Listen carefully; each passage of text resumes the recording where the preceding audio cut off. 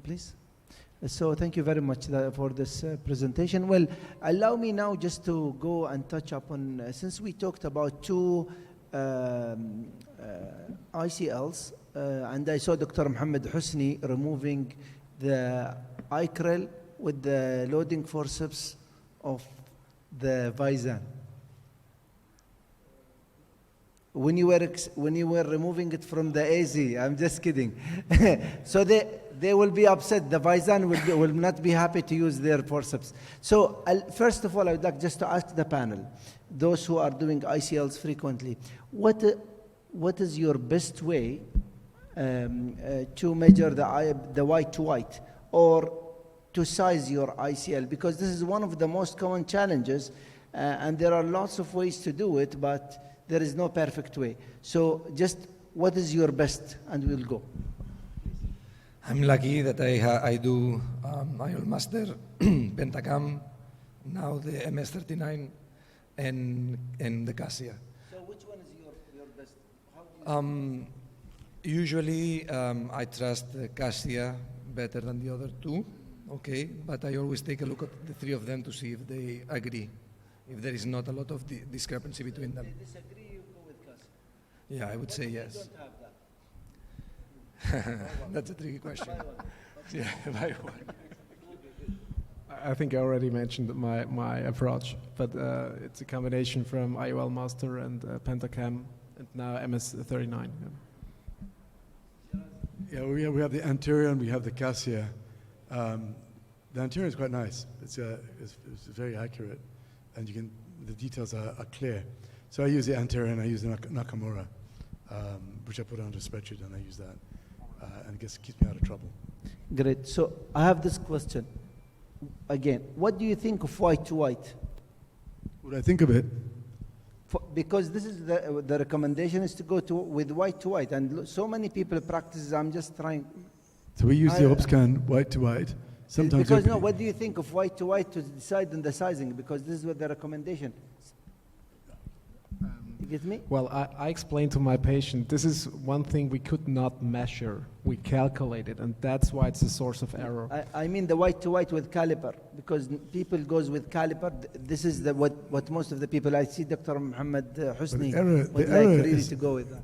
But the error is quite high, and if you look at the white to white with the Anterion, with the Cassia, with the OPD3, with the IOL Master, and the OBSCAN, they're all different. They are all different. That's why I'm asking this question, because if you try to find, and I am not aware, I don't know, Dr. Mohammed Husni, if you'd like just to tell us if you know something better, tell us, please. No, I don't think I know something better, but I definitely know that they will never give you the same result.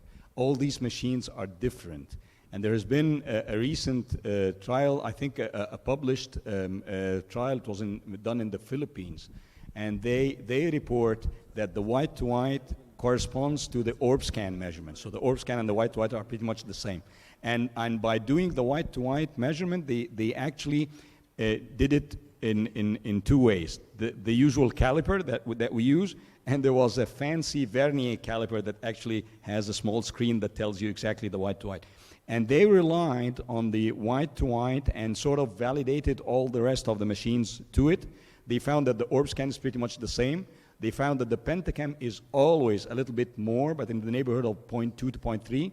And they found that the IOL Master, and they were using the IOL Master AXL, they found that it is a little bit more than the Pentacam, so it's a 0.5 more. So the sulcus to sulcus with the OCT seemed to be a very accurate way, but not good for calculation, because the ICL was not designed, was not being calculated properly.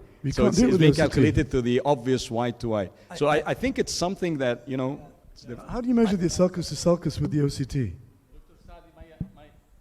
You mean UBM, right? I might add just one sentence, because after hundreds of ICLs that I implanted, whenever I have doubt, because always we have doubt about the sizing, so I go for of course to the lower size, and I have tens of patients for years with 0 volt, and with the V4C they never developed any sort of cataract.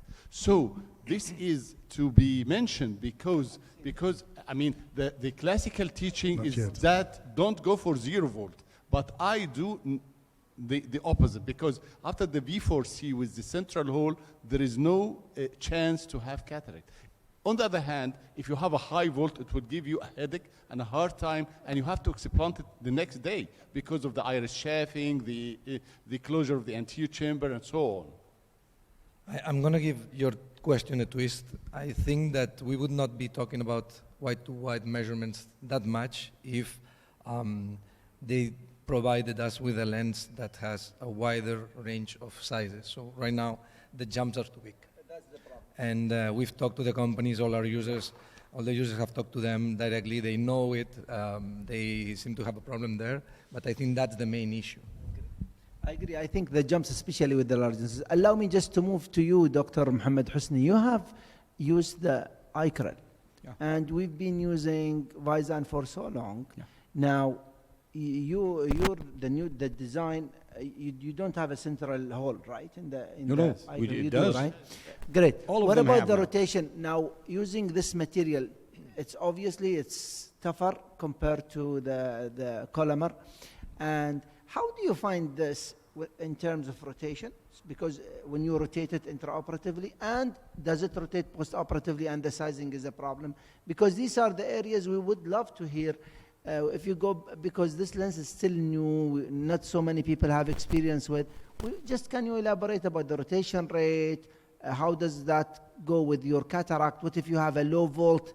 Is it as forgiving as the Vizan or different? And just elaborate on those points. Thanks. Now, just to clarify, I am a die-hard ICL Star Vision fan. So I use it all the time when I can. But the problem is the demand is high, the supply is low. I don't know, because of the Russian-Ukrainian conflict or some galactical cosmic sort of problems. We don't have enough stock in Egypt, at least. So we resort to the other materials, to the other lenses in exceptional conditions. I haven't had a problem with rotating the lens at all. There's actually another type of lens which has spring haptics, so it avoids, the miscalculations of the white to white, and a lot of holes, by the way, so like 5 holes. But these are sort of underdogs that are proving to be very good lenses as well. This is just... Thank you very much. Thank you. I think for the sake of time, unless the panel here, thank you very much for this enriching discussion. I honestly enjoyed it, and I thank all the speakers for this, and I thank you for staying with us till this time. It's about sunset. I wish you a great evening, and we'll see you tomorrow at 8. Thank you.